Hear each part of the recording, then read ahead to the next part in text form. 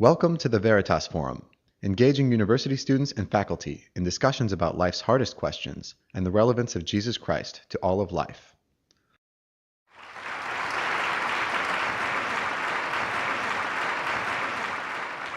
Thank you very much. It's a great pleasure to be here, and I want to thank the VERITAS Forum for inviting me, and I want to thank Bill Craig for agreeing to this discussion, this debate. The topic for tonight's debate is whether God is necessary for morality. Is God necessary for morality? I'm going to be arguing that a belief in God or the existence of God is not necessary for morality. I'm at a bit of a handicap in doing this. I spoke to one of my colleagues, another moral philosopher, gave him the topic, is God necessary for morality? And his answer was, well, of course not. Now, I don't think the issue is quite as open and shut and black and white as that, but it does suggest, it does reveal, I suppose, a common outlook among moral philosophers that I share, that people have been doing moral philosophy without appeal to God for thousands of years, at the same time that they've also been doing moral philosophy that does appeal to God. It's not at all obvious to those of us who take a secular approach to doing moral philosophy what the problem is supposed to be. So I'm going to try to anticipate what some of the difficulties that Bill Craig will be raising, and maybe that's unfair. I don't mean to be saddling him with objections that he doesn't raise, or of course maybe I will be raising objections that he will go on to raise and he'll do a better job of it. So I may not get it quite right, but what I'll try to do is sketch a little bit about where I think a plausible account of morality might be that doesn't make use of the appeal to God, and try to answer some objections that one might raise against it. Second preliminary remark is I'll no doubt typically slip into talking about what the atheist might say or the atheist might believe, or an atheist approach to moral philosophy. And that's a bit of a misnomer, because I'm describing a view that's completely available to theists as well. And calling it an atheist view, I simply mean it's a view that does not make use of the appeal to God. It's not theistic, it is atheistic in that sense. And it's not necessarily limited to those who deny the existence of God. Let me start by putting aside a question that may be of interest to some of you, and if it does come up in the question period, I'm happy to address it at greater length.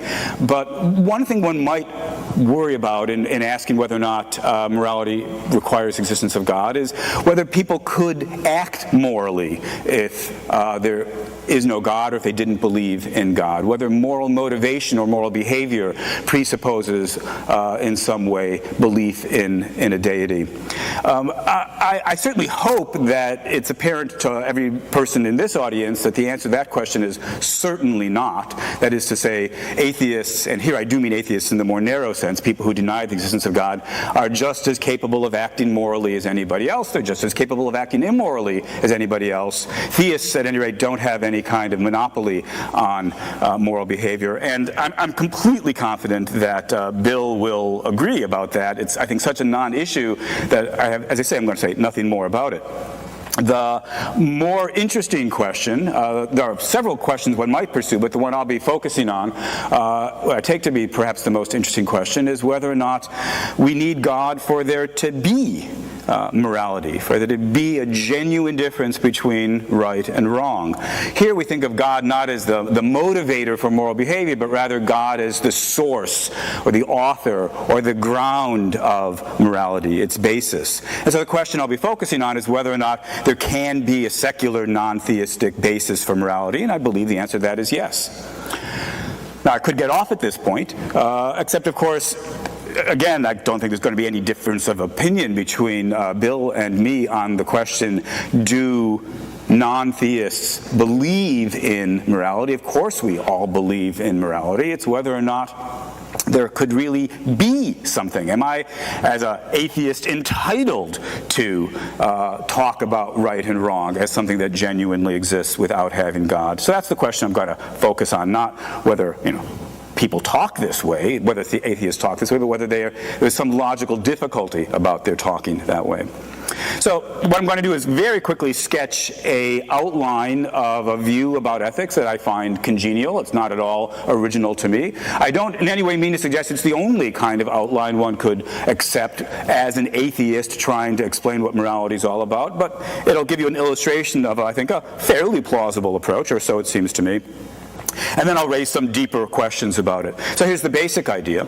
Right and wrong is a matter of whether or not your behavior hurts people or fails to help them. So, which is, wrong action is action that hurts somebody or fails to help them in the relevant circumstances.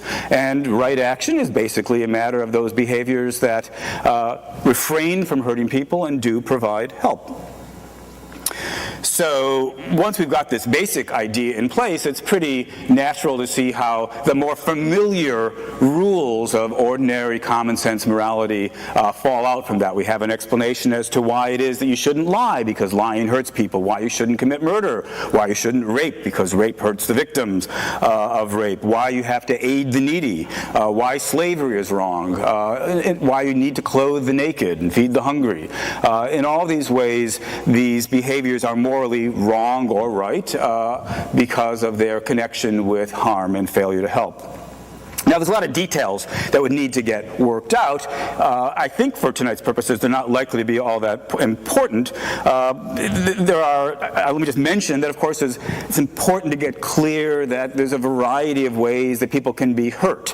There's not just physical harm, but there's emotional harm, and there's assaults on somebody's autonomy, and you can fail to respect them in a variety of ways. I don't think I need to pursue that, so unless it comes up, I won't say more about that. And the second point is that, of course, to say that you can't ever harm is a bit of a simplification. There are going to be cases in which one would have an adequate justification for harming somebody else. For example, in cases of self-defense against a deliberate aggressor. There's a great deal of work in contemporary moral philosophy about what these exception cases are, what are the adequate justifications for harming or failing to help. And again, although I'm happy to go there, I don't think we need to, so I won't say more about it unless it comes up. Now, that's the nutshell of the moral theory that I believe in, and clearly I didn't say anything about God, and so it seems to me I'm entitled to say that I believe in morality, and I'm entitled to believe in morality, and the question I only want to ask at this point is, why would anybody think otherwise? Well, so here's a worry that one might have. We might ask, not do I believe in this sort of thing, but are these things really wrong on the atheist view that I've just sketched? Or is it just a matter of opinion? Now that's tricky. Of course, we're going to be arguing about whether or not God's necessary for morality, what shape morality has, and so forth and so on. And all of that, in some sense, is just a matter of opinion. But I take it the deeper question is there a fact of the matter as to who's right? Now, just as there's a fact of the matter as to whether or not there is a God and what that God is like, I take it there's a fact of the matter with regard to whether or not it's wrong to harm people, whether it's wrong to rape, for example. I think it's wrong to rape. I take this to not just be a matter of opinion. It's not as though if I thought otherwise rape would be okay, or if everybody thought otherwise rape would be okay. Rape is wrong, full stop. So at least if you're worried about whether there could be genuine morality, where there are facts of the matter, then on an atheist account, I'm inclined to think, well, of course there can. We might wonder, what makes it wrong? And the answer is, well, it's wrong because, for example, rape is wrong because it harms the victim. Might ask instead, what do we mean in saying that it's wrong to rape? Now, this is a controversial matter, and not all moral philosophers agree about the ingredients that we need to build into the basic definition of right and wrong. But roughly, I take it that as at least a first pass, the thought is something like to believe in morality as a genuine, objective state of affairs is to believe that there are reasons to act morally, to help others and to avoid harming them, and that these reasons don't depend on the particular desires or goals you happen to have. It's not as though if you happen to care about truth, justice, and the American way, then you've got a reason to act morally. No, everybody has these reasons. These reasons are overriding, to use philosophers' jargon, they're categorical reasons. So when I say that it's an objective fact that rape is wrong, what I'm saying is there's this kind of overriding, strong, categorical reason not to harm people in this way. And that's not up to me to make it so, it's just so.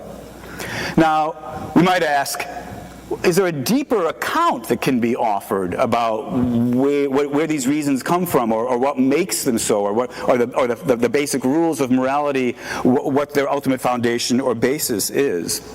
And I want to say that secular atheist philosophers